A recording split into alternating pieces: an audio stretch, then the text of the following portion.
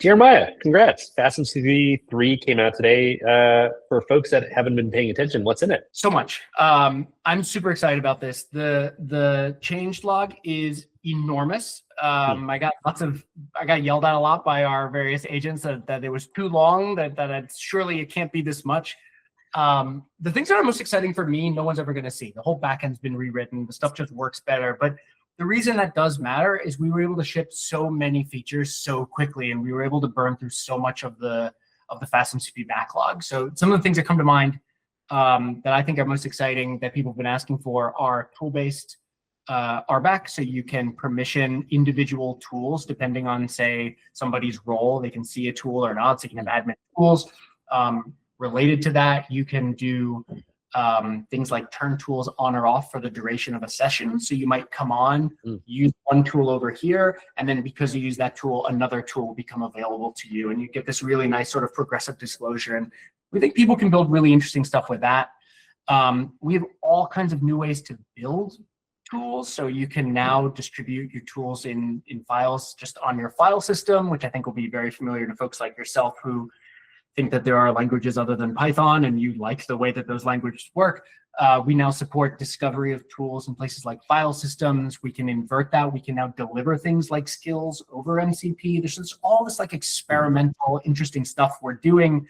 And then there's a lot we're doing where we're trying to commoditize MCP a little bit. So as you and I know, clients are not so good. A lot of clients don't support resources, they don't support prompts, but people put a lot of time and energy into building those things. So let's use some of this new capabilities to make it one line to turn your resources into a tool, another line to turn your prompts into a tool, another line to add a tool that can search over your existing tools if you have a ton of them. Really nice, yeah. This kind of like really easy, just I want to do X, let's build it, and let's get it in the system.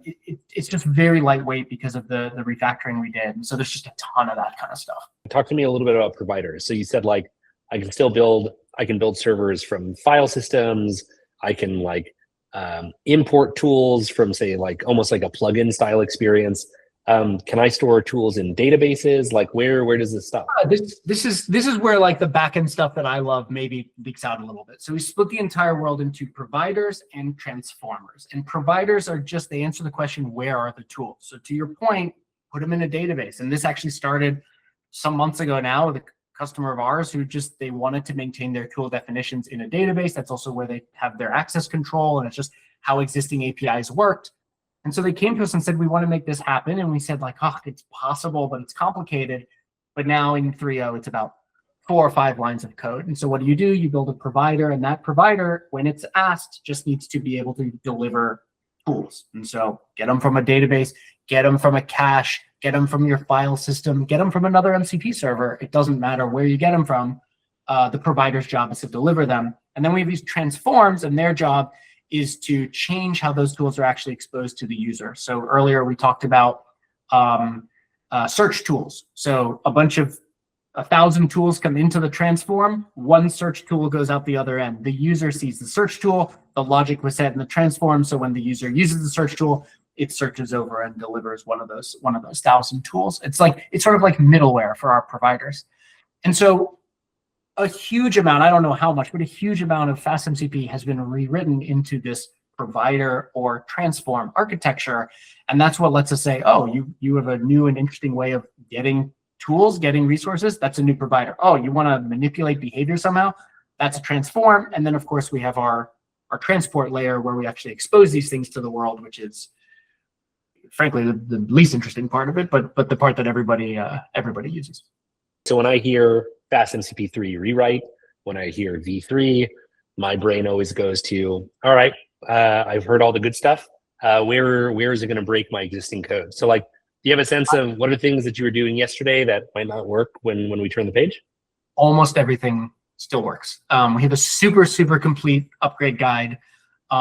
Very, very, very few breaking changes. I think one of the most onerous is that there's a small number, this is like in the weeds for folks, but there's a small number of functions that were synchronous that are now asynchronous. It was just an unavoidable part of unifying a lot of stuff. As a matter of fact, just this morning, I was chatting with Taylor Wilson, who maintains the Google Workspace MCP server, which is an amazing project, extremely widely used because it's great, because it does a lot. And we were talking about something that's in 3, and he spiked out a 3.0 upgrade. And I have to be honest, I was holding my breath a little bit when he said that, because we've been saying there's not a lot of breaking changes, but then we have to go actually make sure that's true.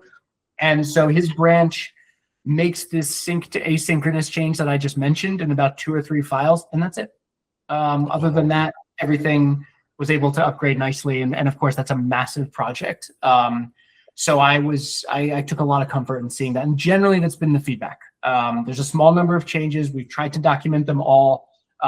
If you've paid attention to deprecation warnings for the last 9 months, I really don't think you're gonna have a lot of trouble. And it's really only folks who are using some of the more advanced features, which is where these synchronous, asynchronous changes took place, who are gonna experience any kind of change. I'm really hopeful. I don't know, maybe we'll put together a skill tonight, actually, and publish that for folks that just reads our own upgrade guide, gets some tips and knows how to make those changes for you. That could be cool. I mean, that's probably how I would migrate, honestly. Like, the idea of migrating by hand is just, I guess, beneath us these days. And so if I can download your brain, pass it off to Claude, not have to think for myself. Isn't that funny? That's kind of, I feel like I'm on the cusp of this and not always on the right side of it. For all the time we spend thinking about getting information to these agents, I'm still the sort of person who's like, all right, time to roll up my sleeves and go migrate my software. And what I really need to do is just write a couple paragraphs explaining how to migrate. And for the first time in my career, trust that they will be followed. Okay, I mean, you say that, but like, as we're talking, what is Claude working on right now? Well, Claude's working on a few things right now, of course. Yeah, exactly. But the most interesting thing is called Prefab. Should we talk about Prefab? Yeah. So maybe to set the stage for Prefab is, so the MCP protocol adopted MCP apps, which we talked about here before, but a really creative way of basically sending like rich UI as a response to populate a chat window. So instead of, if I say, show me the 5 best restaurants in in Greenwich Village or something like that, instead of returning a markdown list where it's like title, subtitle, and a description of the restaurant, it can send me back like a Google Maps preview. It can send me back a swipeable list of restaurants that I can click into. I can see people's reviews of them. And so it's a really good way of sending visually rich information back to a user. So that came out recently. I think I kind of want to tee you up for Prefab a bit, which is there's the Google Maps version of, I want to bring the world's most custom UI for like looking at homes on Zillow, or maybe it's me trying to take my SaaS app that's already built and established. I've got dozens of front-end engineers working on it. And then for every one of those apps, there's probably going to be 200 or 300 of, I'm building an internal tool. I need to be able to take what would have been a markdown list, but for this internal tool I'm showing to our sales team, I really would like to have an interactable list. I really would like to have classical forms, this type of stuff. Tell us a little bit about Prefab. Well, I think you and I were talking in our book a little bit the last time we did this recording. We were talking about what we don't like about the apps and the apps examples, which is that a lot of them are like SaaS websites stuffed into my chat. And one of the things that we agreed on is that probably the most interesting thing that you could do as far as visual information is like forms, data tables, and charts. And I expect, and a bet I would make, is that the vast majority of usages of the MCP apps spec is going to be for these kinds of simple, for the moment I've been calling them mini apps. They're self-contained, they're visual, they convey information in a way that doesn't need to crowd the context window, and they're sort of single-serving little apps, I guess. And so we started thinking about, well, it feels really bad for a lot of our users in particular, who are Python ecosystem users, to have to go and invoke all of this machinery and compile and bundle and tightly couple this thing to their server just to show a graph of data that was already happily living in their server. And as all the best products are, you dared me essentially to port a lot of that to Python. which somehow we did until we decided that's actually the wrong way to think about this. And so we took a giant step back, and we were really inspired by a lot of other prior art, including FastUI by our friend Samuel Colvin, stuff like Reflex, which is a really cool product. There's a lot of ways to build front ends from Python. We decided to take a slightly different bent on this. And so we came up with what I think is a truly generative front end framework. We're calling it Prefab. Prefab is fundamentally a JSON DSL that compiles into React, fully functional React. But because it's a JSON DSL, we can build a really, really beautiful Python DSL for building that JSON stream. And so now what you can do is write, I want to say it feels natural, but it is a front end in Python, so there's nothing natural about it. But you can write really clean code for defining small UIs in Python, which then compile to full native, both client and server interactive React UIs. And so we're calling it Prefab, partially because we're Prefect, and partially because as much of it as we can is prefabricated and ready to be delivered, such that if you want to ship a chart as part of your MCP server, just return a chart object from your tool. We'll take care of the rest. If you have thousands and thousands of lines that you pulled out of your database that you want to show a user, just return a data table. We'll take care of the rendering. We'll do the conversion for you. If you want to serve a form, a modal, a way to browse users, whatever you can imagine, we should be able to satisfy that. And it's really cool. Where this gets especially interesting is because JSON DSL, we can actually expose this to agents and they can write their own UIs on the fly.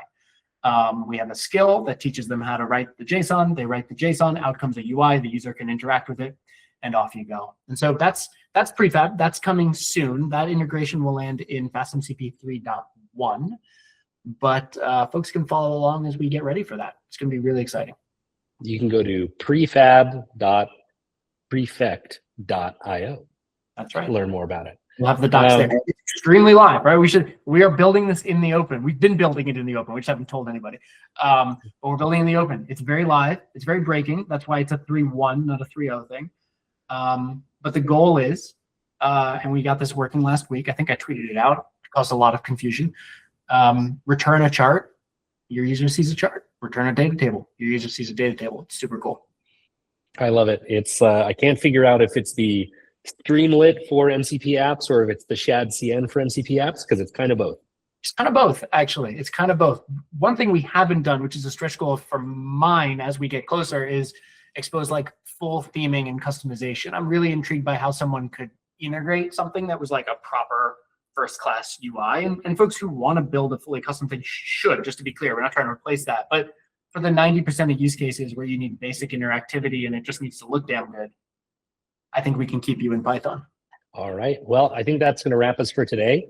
So where can folks find us next? So go FastMCP for learning more about FastMCP 3. You can check out horizon.prefect.io if you want to have the easiest place to go and host them. And then we're going to be having a webinar series coming up in the next week or so. And so we'll post the link to that, and folks can come and hear a little bit more about some of the details of FastMCP 3. Fantastic. All right. Cheers. See you later. Bye.